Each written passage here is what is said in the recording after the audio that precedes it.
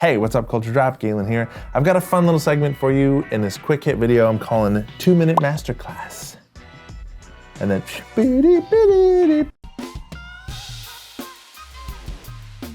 okay, Jay, we need a title screen for this, like some words of like 2-Minute Masterclass, be like some fireworks. I don't know, find something fun to do.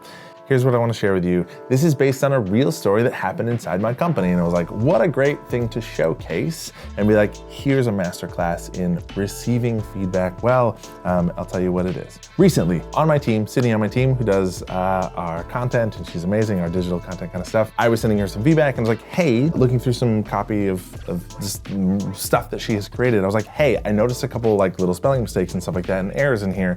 Just a reminder to be really cautious and intentional about that, because if we make a mistake on anything, people in our audience, who I love very much, will take time out of their busy day to be like, hey, you spelled this wrong, which you do, and I appreciate that. Also, it's a little excessive, but fine, we make mistakes. But the purpose of this video was that I sent that feedback to Sydney and she was like, thank you, exclamation point. That's it.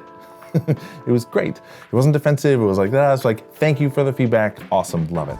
The reason this is so important is the impact that it has on me as a leader, on us as a team, etc. She doesn't make excuses. She doesn't feel bad or guilty that she made a mistake. It's not a big deal, right? It's like, hey, I'm giving you this feedback about this thing. Just be aware of this thing. If you think about this and how you respond to stuff like that as a colleague, as a leader, as an employee, it doesn't matter who you are, right? As a friend or in a relationship, the idea of being like, thank you, I appreciate that, is so important, because the impact that has on me, right, as Sydney's leader, is that I'm sensitive. I don't want my team to think that I'm nitpicking their work or coming down on them, or that they've made a mistake and done something wrong. But ultimately, just like me, they make mistakes. Things go wrong. We have mistakes that happen. And for me to be able to say, hey, I don't know if you're aware of this or not, but here's something I noticed, be intentional about this. It lets me off the hook when she's like, thank you, and receives it well. I don't have to worry that like, oh, does she think I'm micromanaging or picking on her? That she's like cool and easy about it. She's not defensive. She doesn't have to be like, oh, I'm so sorry.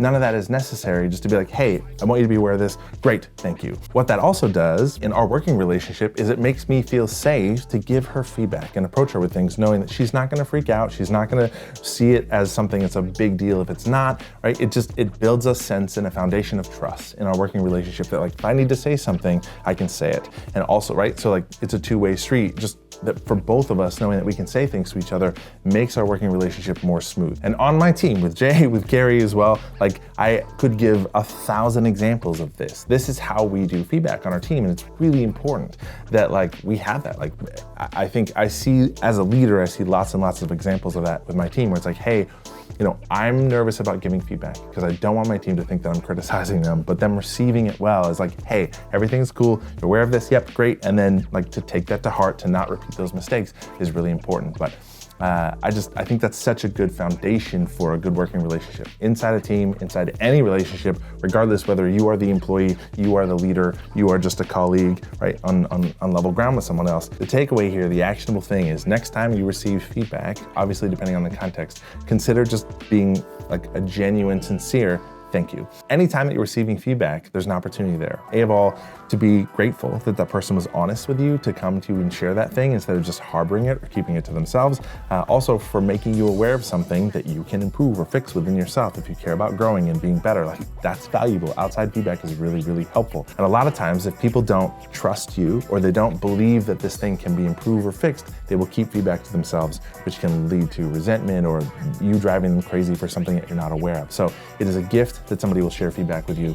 And I am always a fan of like, take your ego to a cliff, shove it off the cliff, like just say thank you. Don't be defensive, like appreciate somebody giving you that feedback, being honest with you. It builds trust, it builds like a better relationship with those two people. And like that is something that you can take on. It's very actionable for yourself.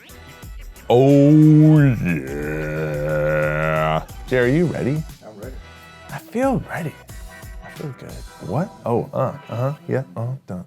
You say go, and then when you say go, I'm gonna go. Thanks for watching and tuning in. Subscribe to our channel. We put a lot of content on here. You can also subscribe to the Culture Drop mailing list and get these emails in your inbox every Tuesday morning.